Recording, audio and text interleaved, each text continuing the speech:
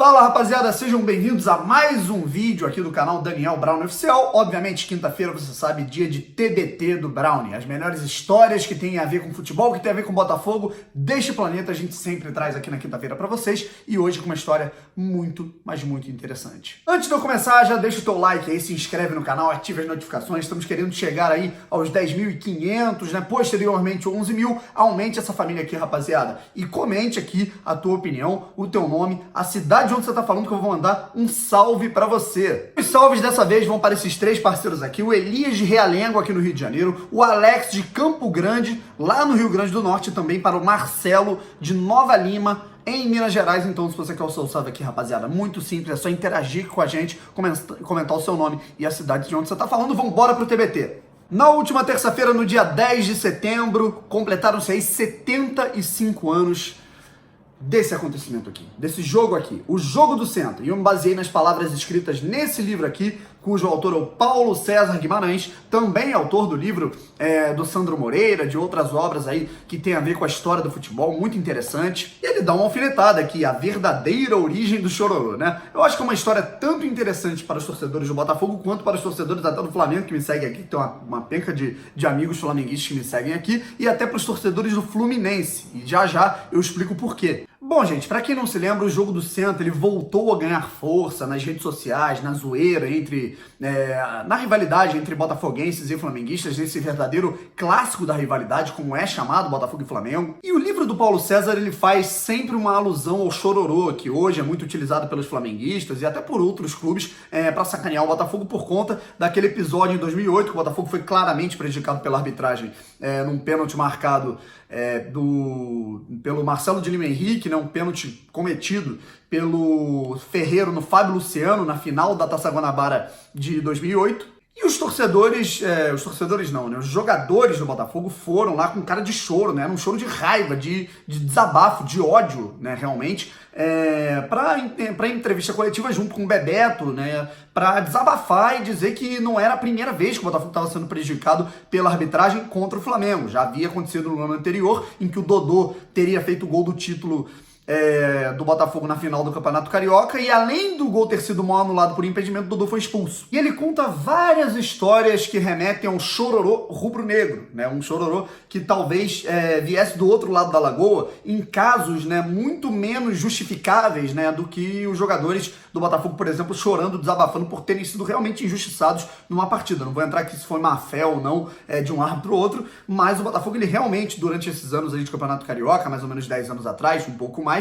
ele realmente foi prejudicado em algumas partidas. Eu acho que até os próprios flamenguistas reconhecem isso. E o primeiro episódio em que ele puxa como exemplo para um certo chororô, uma reclamação, vamos dizer, sem sentido do Flamengo, foi 3 anos antes desse Jogo do Centro, em 1941, um Fla-Flu, que era a decisão do Campeonato Carioca. Na decisão, no jogo final do Campeonato Carioca, da edição do Carioca de 1941, Flamengo e Fluminense se enfrentavam no Estádio da Gávea, no Campo da Gávea, sede do Flamengo. O Flamengo precisava vencer o jogo, o empate era do Fluminense. O Fluminense, na primeira etapa, já abriu logo 2-0, já relaxou no resultado, só que o Flamengo foi chegando, diminuiu. O Pirillo, né, que era o grande jogador do Flamengo na época, junto com o Zizinho, Domingos da Guia, né, o Flamengo tinha realmente um timaço naquela época. O Leônidas da Silva, que saiu do Botafogo por conta de uma polêmica direto pro Flamengo. E aos 38 do segundo tempo, o Pirillo empatou a partida, ou seja, faltava um gol pro Flamengo tirar o título do Fluminense e conquistar o Campeonato Carioca.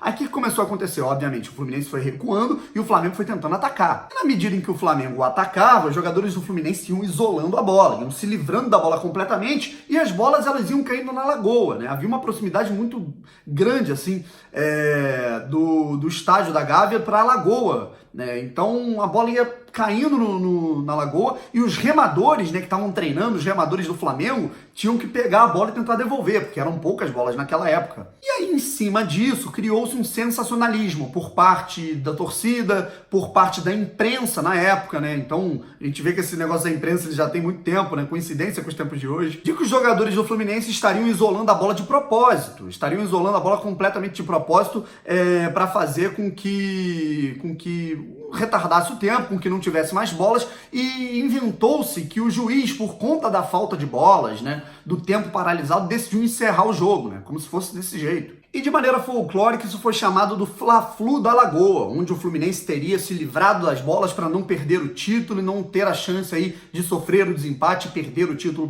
para o Flamengo. Entretanto, Bruno Braga, jornalista do Lancenet na época, em 2012, se eu não me engano, dia 6 de julho de 2012, rapaziada, ele contou que uma outra versão dessa história, que deve ser, assim, são chances altas de serem as verdadeiras. Primeira questão que desmistifica esse folclore criado, né, por parte da imprensa. Né? No futebol, o cronômetro naquela época era idêntico ao do basquete, ao do handebol, ou de outros esportes, onde quando a bola saía, né, o futsal, por exemplo, o cronômetro para. Então a bola poderia ter sido isolada 15 vezes que o cronômetro ia parar, e quando a bola voltasse, continuava o jogo normalmente. Segundo fato, o goleiro Batatais, que era o goleiro do Fluminense, estava jogando com a clavícula quebrada. O cara fraturou a clavícula e continuou jogando, continuou em campo, e os zagueiros tinham que bater os tiros de meta, né? Já tinha todo o problema do goleiro completamente lesionado no gol, né? Então qualquer chegada de perigo do Flamengo no ataque era problemática, poderia sair o gol do título do Flamengo. Então os caras realmente tinham que espanar a bola para tudo que é lado, e foi por isso que o Fluminense acabava isolando as bolas.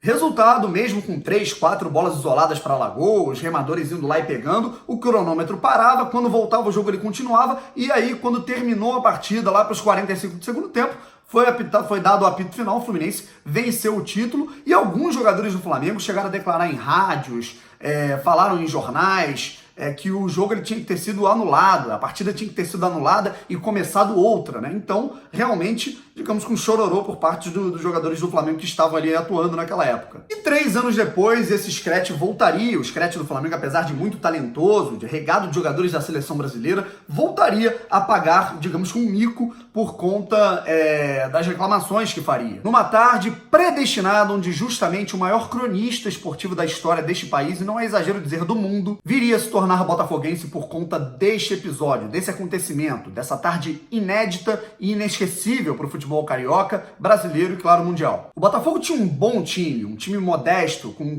jogadores de currículo modesto, digamos assim, com apenas um jogador acima da média, digamos que era o Geninho, e um craque, o único craque indiscutível, Heleno de Freitas. E já no Flamengo, mesmo sem Domingos da Guia, repetindo, você tinha outros craques absurdos no futebol, principalmente a dupla Zezinho e Pirilo. E detalhe, era a despedida de Geninho como jogador. O Geninho havia sido convocado pelo Exército para batalhar na Segunda Guerra Mundial pelo Brasil, então ele estava de saída, ia se despedir no jogo contra o Flamengo, ia direto para a Itália. E Heleno de Freitas, como sempre, não tomou o menor conhecimento, como o artilheiro, até hoje, o artilheiro da história do Clássico que o maior artilheiro da história do Clássico Botafogo-Flamengo é Heleno de Freitas até os tempos de hoje. Heleno acabou com aquele jogo, e uma testemunha predestinada a estar ali naquele momento, se encantando com tudo isso, foi Armando Nogueira. Armando nasceu na cidade de Chapuri, no Acre, e se mudou para o Rio de Janeiro aos 17 anos para morar com tio, com primo, e começou com um emprego como ensacador, mas a sua principal paixão, as suas duas principais paixões sempre foram o jornalismo e a bola de futebol. Só que Armando ainda não tinha um time que ele torcia, que ele ainda tinha um afinco muito grande,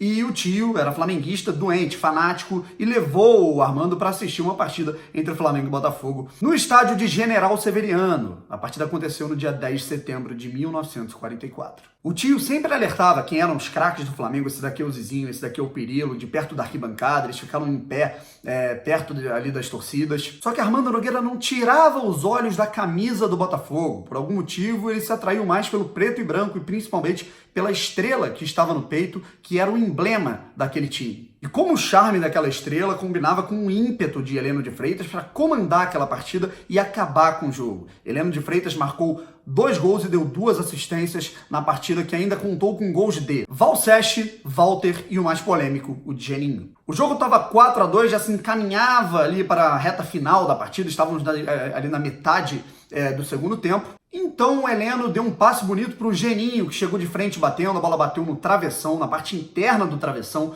dentro do gol, e saiu. De acordo com os relatos de quem estava na partida, foi muito nítido que a bola entrou. Tanto que nem todos os jogadores do Flamengo questionaram, alguns reclamavam. Outros não, outros aceitavam, mas o grande problema é que das tribunas, não das tribunas porque o estádio de General Severiano nunca foi tão alto, mas ali das cadeiras, os dirigentes do Flamengo ordenaram do alto para que os seus jogadores se sentassem e se recusassem a continuar em campo. O resultado: todos os jogadores do Flamengo, todos aqueles craques que ali estavam perdendo, tomando uma goleada, sendo humilhados pelo futebol do Botafogo e de Heleno de Freitas, se sentaram em campo. Zizinho, Pirillo, não teve quem impedisse isso. O resultado foi uma chacota absurda, a torcida do Botafogo gritando "senta para não perder demais", frase até hoje usada pelos amigos de torcida do Botafogo, inclusive tem alguns amigos meus aí que estavam segurando essa faixa. O jogo foi encerrado e o "senta para não perder demais" ficou eternizado na história desse clássico até hoje, com 75 anos de idade completos. E essa história mostra um pouco de que talvez o Chororô tenha ficado apegado por conta dos acontecimentos recentes aí com o Botafogo, que foram completamente justificáveis, mas o Flamengo tem alguns vestígios lá do passado que remetem muito mais a esse termo do que talvez o Botafogo. Um jogo que não só ficaria na história como um verdadeiro esculacho do Botafogo para cima do Flamengo, mas traria um novo, e que novo, torcedor para o lado alvinegro. Armando Nogueira dizia para o tio: "Cara, desculpa, mas não vai dar pra ser Flamengo. Eu vou torcer pro time desse cara aqui", apontando pra Heleno de Freitas. Esse foi o TBT do Brownie, mais uma história do Botafogo, mais uma história do futebol, emendando aí os 75 anos desse jogo do Senta, registrado no livro de Paulo César Guimarães. Quem quiser, cara, só pesquisar, que com certeza tá vendo aí na internet ainda. É um livro que não é muito das antigas. Eu, particularmente, comprei num sebo, então foi muito legal. Quero pedir para você se inscrever no canal se você gostou, ativar as notificações e sempre lembre-se, comente o seu nome e a cidade de onde você está falando junto da tua opinião. Um forte abraço, ficamos por aqui. Valeu!